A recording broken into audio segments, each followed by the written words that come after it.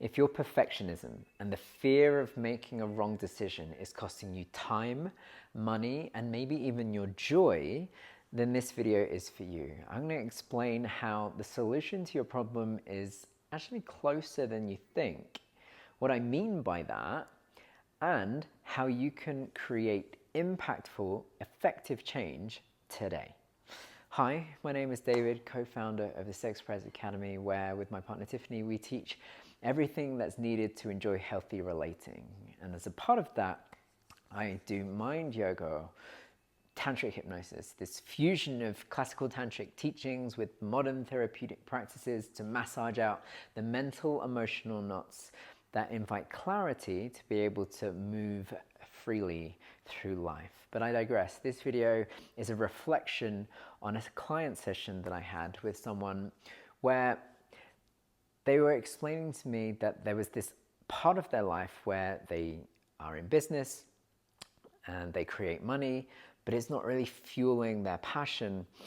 And they have this other aspect of their life which they're so incredibly passionate about, but they're struggling to make money with it and find the time to actually invest into it, to be able to trade one life for the other. And what we established over the course of the call was it's actually their fear of making a decision that's actually inhibiting them from doing what would benefit them in being able to make that switch, in being able to implement the changes and the automation and the delegation in this aspect of their life so that it can satisfy their physical needs enough to be able to free up their time sufficiently that they can put into their passion in creating effective change for the world and for others. And the challenge they were experiencing was a fear of making decision because they felt that making the wrong decision would ironically cost them time and money. And the question that I asked this person was, well, how much time and money are you willing to sacrifice in not making a decision? And it was such a breakthrough moment, or it felt like it was a breakthrough moment for this person. It's like, I'm afraid of costing myself time and money, and as a result, I'm costing myself more time and money and my joy because I'm not making a decision at all out of fear of making the wrong one.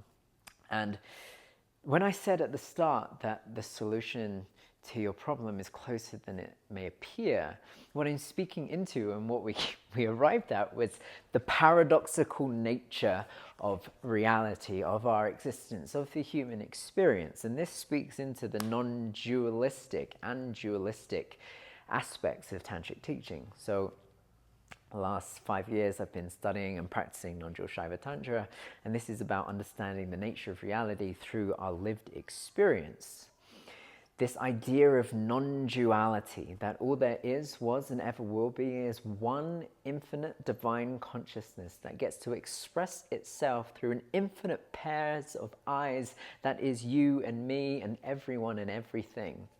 That this transcendental consciousness expresses itself through the physical universe. And to put it another way, the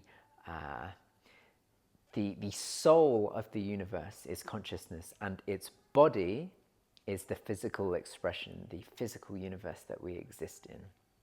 To put another way, we are just waves on the ocean of one consciousness. We are the various aspects of the one dream. And in our human experience, or in this manifest experience of reality, we experience it dualistically. The plethora of pairs, left and right and up and down and male and female and masculine and feminine and perfection and imperfection, these opposite pairs that exists. But what we typically get fixated on is the extremes of these opposites. forgetting that there is an infinite expression along the spectrum between those two poles. And with this person, the realization that their fear of making a bad choice, was actually costing them what they wanted. It's paradoxical in nature, the two truths existing at the same time. I want to save time and money, but what I'm doing is costing me time and money. How does that work? That paradoxical nature of reality, both truths existing at once. But what we realized when I shared with this person was that they weren't aware of this, that they were unconsciously choosing by not choosing, as in not making a decision. But now, with the awareness that their choices, or lack thereof, are costing them the same thing, they now get to choose from an empowered, sovereign position which to make. Do I want to choose to not make a decision and cost me time and money in this way? Or do I want to choose to make a decision and potentially cost me time and money, but in a different way? And that may be applicable to you. I know it's certainly been applicable to me, this paralysis of decision making. As a recovering perfectionist, that was a challenge for me too. I don't want to make a choice because I might make the wrong one, and if I make the wrong one, it's going to have consequences. But really, if you actually take the time, and this is what I invite you to do, if you take the time to consider what the consequences are of the indecision and decision, then you get an actual analytical answer. You get to see, oh, this is what it's actually costing me in not making a choice. And if I actually choose, then yes, it may cost me this, but it may lead to this actual change that I'm desiring. And this is what this person realized, that in choosing to make a decision, they will actually instigate the change to streamline their business and hand over responsibility, to delegate and free their time, as well as generate more income. And ironically, will earn more money and gain more time in making the decision than not making it. And so it's a no-brainer. Of course you want to make it. The challenge is, how do you make the decision and trust that it's moving in the right direction? Well, where this gets into is this need, this desire, especially for things that we have a lot of uncertainty for the outcome we're desiring to be very close to the decision that we're wanting to make. It's not really necessarily how it's made. It plays out. It's not binary. Yeah, it's by making this decision, you don't automatically get the outcome you want. You take a step closer to it, but we struggle oftentimes to realize this. And the analogy that I have for this, I'm a handstand teacher and practitioner. I've been teaching for 10 years as part of being a yoga teacher for the last decade plus. And what I realized when I got so passionate about practicing and studying handstands 10 years ago was I didn't let the outcome dictate the action that I was taking. Because every time that I tried a handstand, essentially I failed. I didn't achieve the outcome that I was looking for of a perfect freestanding handstand. But I was stepping in that direction. However, if I saw each one as a failure rather than as a ladder to where I was going, then I would have just given up. It's like, still can't do a handstand. Better just give up because clearly what I'm doing isn't working. No. Actually, what I was doing was working, because in tantric teachings, there are these powers of the divine, and there are 6, but I'll speak into the second 3, which is the power of will or desire, the power of knowledge, and the power of action. And we have the ability to tap into all of those powers. In a limited sense, it's the difference between the divine consciousness that is God consciousness, if you will, and the consciousness that is limited, still God consciousness, but expressed through us in a limited capacity. So we have those powers of God, but to a limited degree. We can't know everything, and we can't do everything, and we can't express the infinite potentiality of consciousness and the universe through us. We can only do so much. But that's what those three powers are. The power of will, the desire, and desire not being, there's a caveat here, desire isn't the obtaining of something external to oneself, it's the expression of something from within, an emission, if you will, of an intrinsic potential that's realized through our external expression. And this power of will is what inspired me to want to learn handstands. And part of me wanted to express that part of myself, and there's likely a part of you that wants to express itself, a desire to express a part of yourself. Perhaps it's the passion that you're following, or the job that you're doing, or the person that you're with, or the family that you're creating, whatever it might be. It's a part of oneself that wanting to be experienced through our self-expression. The second power is the power of knowledge, the power of knowing the right action to take. So after the power of will, in understanding conceptually what is desired, then there's the knowing of what it is that's necessary in order to achieve it. And that then speaks into the power of right action. And it's the difference between kriyic action and karmic action. Kriyic action being that internal expression done for the joy inherent in doing that thing, and karmic being done for a particular result. There's an energetic debt, if you will, and we can strive to express the kriyic action because there's no debt to be paid. It's purely done for the joy inherent in doing that thing, regardless of what it ends up looking like or being like, doing like. And this, where was I going with that? Tangent. Bringing it back to the person that I was working with, knowing the right thing to do, and yes, the handstands, thank you. I had this desire to express and do these things, and from that place, knowing that each step is taking you along towards that outcome. But that can be difficult, right? When we don't see the result that we're looking for because we're acting from a place of karma rather than a place of kriya, we can be discouraged, especially when we're seeing things as binary. I didn't do it, so I failed. Perspective flip.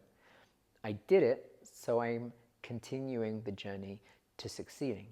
There was a nice reframe I heard yesterday at a group that it's not failure, it's just not having succeeded yet. And that's such a cool reframe. I loved that. So what I would offer for you, this idea of the paradoxical nature of reality, is that the solution you're seeking is to be found in the problem you're having. And the invitation is to really investigate the problem that you're experiencing, because within it lies the solution.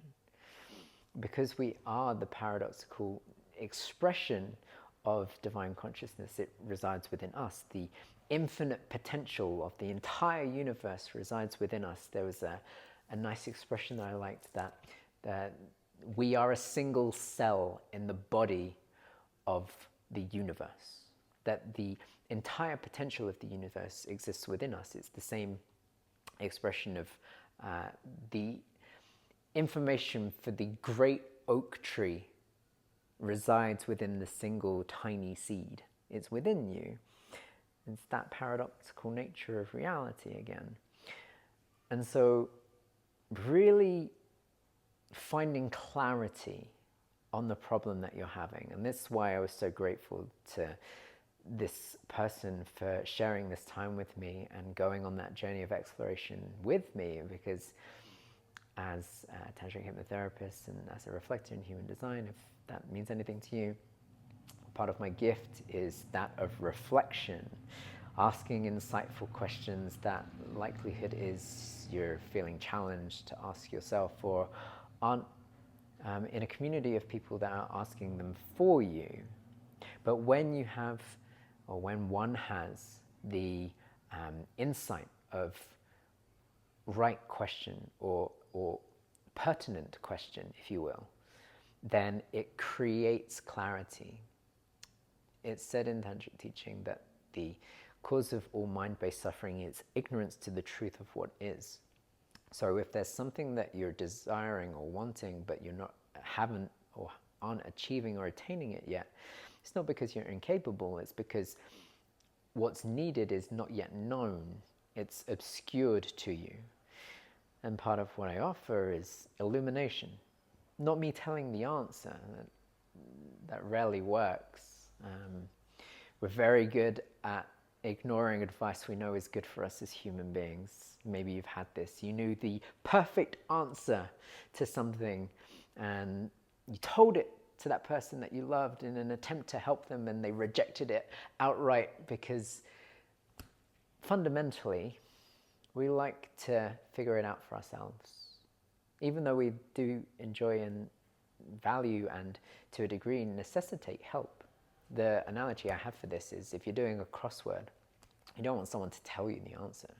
You want someone to support you in teasing out the answer within yourself.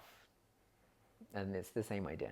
I don't like telling people the answer. Actually, there's a part of me that does, because it's so much quicker to just say, well, this is the solution. But sadly, it's not always taken. And this is where the skill of the tantric hypnotherapy comes in, the mind yoga, the massaging out, the illumination of the answer that's already residing within you, you paradoxical person, you beautiful expression of divine consciousness through this unique instance of you. So there it is.